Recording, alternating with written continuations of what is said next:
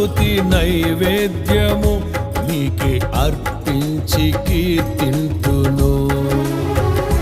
నీవు నా పక్షమై నన్ను దీవించగా, నీవు నా తోడువై నన్ను నడిపించగా, జీవింతును నీ కోసమే ఆశ్రయమైన నా యేసయ్యా.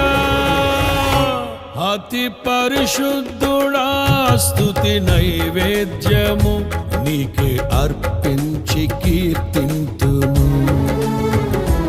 అతి పరిశుద్ధుడా స్తుతి నైవేద్యము నీకే అర్పించి కీర్తింతును.